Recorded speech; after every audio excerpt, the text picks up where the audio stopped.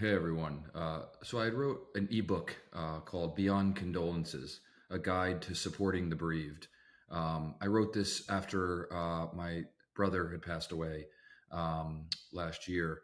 Uh, One of the things that I've learned in dealing with the loss of both of my siblings is that people are, unqualified to support those that are, grieving an unexpected loss. One of the comforts of the modern world is that unexpected, premature death is a rarity, and that's obviously a good thing. But the consequence of that is when someone does pass away, it can be very difficult to offer the type of support and comfort that they require. I was, inundated with prescriptive advice that wasn't beneficial. Things like you should go do this or do that. Um, a genuine lack of curiosity about what I was experiencing, and lastly, a whole lot of support and texts and emails and phone calls in the immediate aftermath, followed by radio silence as people return to their lives. So I wrote this book, and its impact has been incredible. The reviews, the amount of sales. It was a staff pick on Gumroad.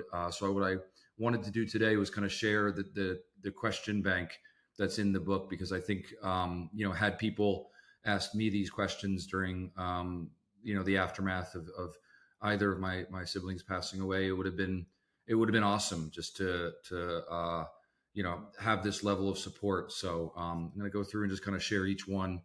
The first question: can you recall any memories that offer a moment of respite from the unimaginable suffering you were experiencing? Uh, the key to this question, why it's so impactful and beneficial, is it takes them from the moment they're in now, which is probably, we can assume, a pretty trying one, into a nice memory, a nostalgic moment, and it gives them that temporary reprieve from where they are right now. Question number two: is there a place from your past where you felt a heightened sense of energy that perhaps would be a worthwhile destination to visit in the coming months? Anyone that's traveled knows that places have an energy, and certain places that we go to in this world just feel better. After my brother passed away, went down to Puerto Vallarta, to Mexico, for several months to heal, and it was just that. It was a healing trip. But no one asked me, where I should go, or a question like this. Instead, I got a lot of, like, you should take time off work, you should go be with your mom, and a lot of prescriptive stuff that really wasn't all that helpful. When I knew, fortunately, I was introspective enough to know to go to a place where the energy, lifts up my soul, and it did just that. Question number three: are there specific times during the day when your grief tends to intensify? The power of this question, other than it just being, coming from a place of genuine curiosity, is you then now know when to check in on your loved one. You know when they might be struggling. Maybe it's right before they go to bed, or first thing in the morning, or whatever it is. This is good information to know in order to provide adequate support for someone that you loved who's going through a very hard time. Question number four: are there activities or practices that bring you brief moments of joy or relief? Would you like company in doing those activities? Again, an excellent question to really kind of partner up with your loved one. Perhaps, the gym is their kind of place where they can go and forget about everything for an hour. It certainly was for me. And by offering to, share that space with them in that kind of sacred place that they can go and forget about things, they are going to associate you with positivity, with good vibes. This is more than just like a benevolent offering. It really is, pairing up with someone and helping them in a way that would be immeasurable. Question number five: how can I best support you moving forward? Would you prefer more frequent communication or less? Grief is akin to a fingerprint. It's a subjective experience, and some people, relish in getting a ton of outreach and want, maybe if they're more extroverted by nature, they want, constant check-ins, daily, drop-ins. But other people, certainly in this category, are going to be more introverted and more private in how they deal with loss. And while I certainly didn't want to not hear from anyone, there would be probably an ideal cadence. And by asking that, you're going to really allow, space for the person that you love, and communicate with them in a way that is doesn't make them feel burdened or that they've been left alone. Question number six: Would it be helpful for you to share stories or memories of your loved one, or would you rather not discuss them at this time? This is one I get a lot of questions about from friends who are supporting people they've lost. Like, do I bring them up proactively? Do I avoid the subject like the plague? Like, how do I navigate here? And my answer is always, well, ask them.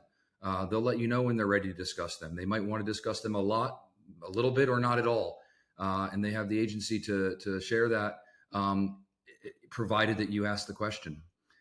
Question number 7. Are there any specific ways in which you would like others to honor or remember your loved one? Again, this goes down to how their wiring is. Are they super private?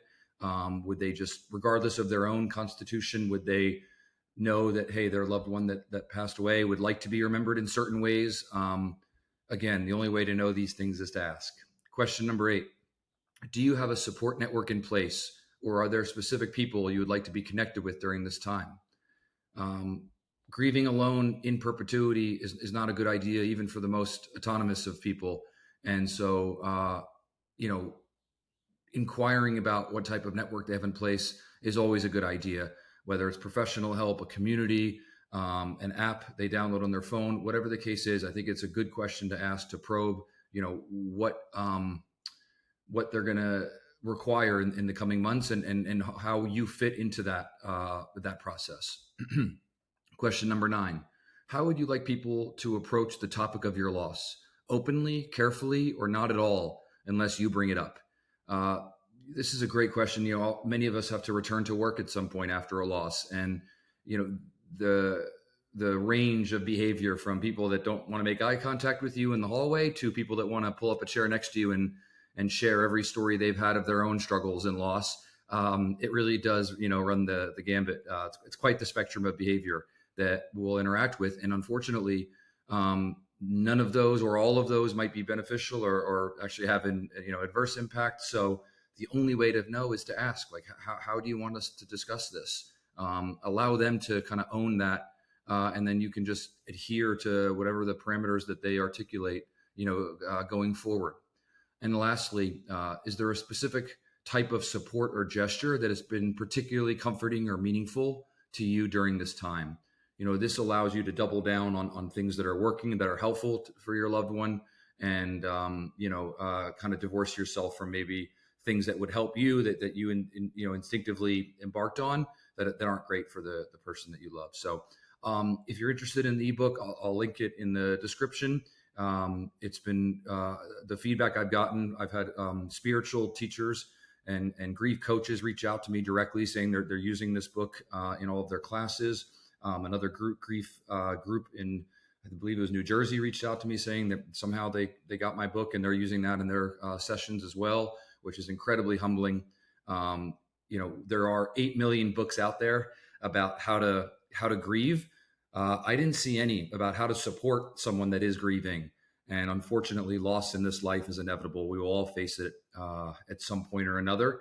And so, I hope these questions in the book act as a good guide to kind of up level and increase the impact, the positive impact that we have on our loved ones when they need it the most. Thank you so much.